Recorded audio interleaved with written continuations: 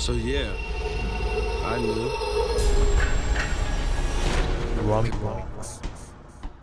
엘진 베일러, 제리 웨스트, 윌트 체인버린 시절과 카림 압둘 자바, 매직 존슨의 쇼타임 레이커스 시절, 샤크와 코비 브라이언트 콤비의 위대했던 스리핏 시절까지 이런 위대한 역사가 어떤 대참사로 이어질 뻔한 사고로 인해 모두 없어질 뻔했다면 믿겨지시나요? 오늘의 이야기는 다행히도 대참사로 이어질 뻔했으나 기적적으로 구사일생하였던 사고에 대해 이야기를 해보려 하는데요. 그럼 라미박스의 NBA 이야기 꺼내보겠습니다. 레이커스가 미니애폴리스 레이커스라는 이름으로 뛰었던 마지막 시즌인 5960 시즌, 당시 레이커스에는 엘진 베일러가 맹활약하고 있었고 58-59 시즌에 준우승을 넘기 위해 고군분투하고 있던 팀이었습니다. 하지만 1960년 1월 17일 세인트 루이스 호크스와의 원정 경기에서 119대 135로 패배하며 4연패에 빠지게 되었고, 그날 저녁 홈으로 돌아가 연패를 끊고자 다음 경기에 대한 준비를 철저히 하려 했습니다. 하지만 그날의 날씨는 바람이 매우 많이 불었고 곧 눈보라가 내릴 것만 같은 날씨였기에 예정 시간보다 3시간 뒤인 8시 반에 비행기에 탑승하여 출발하게 되었습니다. 짐 폴라드 감독과 레이커스의 선수단은 구단 전용기인 DC-3 비행기를 타고 4시간 거리인 미니애폴리스에 도착할 예정이었고, 그동안 잠을 청하거나 포커를 치면서 시간을 보냈습니다. 그때 갑자기 기내의 불이 전부 꺼지게 되었고, 누군가가 장난을 치는 거라고 생각했던 레이커스 선수들은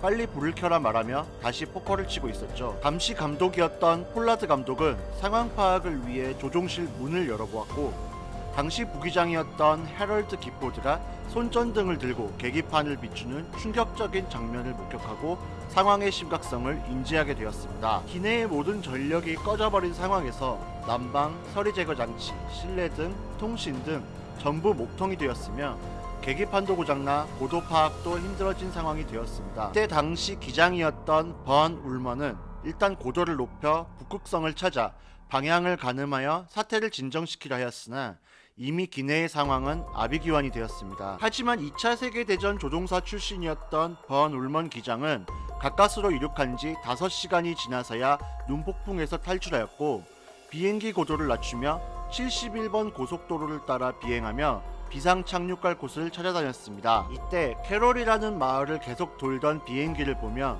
당시 캐롤의 주민들과 소방대원은 비행기에 문제가 생김을 인지하고 비행기가 위치를 파악할 수 있도록 마을의 불을 전부 켜 시야를 밝혀주었습니다. 그렇게 번 울먼 기장과 해럴드 기포드 부기장은 마을의 옥수수밭을 발견하게 되었고, 불시착을 시도, 눈에 뒤덮인 옥수수밭 덕에 큰 충격 없이 비상 착륙에 성공하였습니다. 비행기에서 내린 레이커스 선수단과 폴라드 감독은 환호성을 질렀고, 근처 호텔에서 휴식을 취한 뒤 다음날 다시 미니애폴리스의 민항기를 타려고 하였습니다. 하지만 민항기의 비용이 $20,000 이상 들어간다는 이야기를 듣고 울며 겨자 먹기로 선수단들은 다시 레이커스 전용기를 타고 미니애폴리스로 돌아갔다고 합니다. 또한 레이커스 선수들은 자신들의 목숨을 안전하게 지켜준 번 울먼 기장과 해럴드 기포드 부기장을 위해 $20씩 모아 홈경기 하프타임 때 트로피를 전달하며 감사함을 표시하였다고 합니다.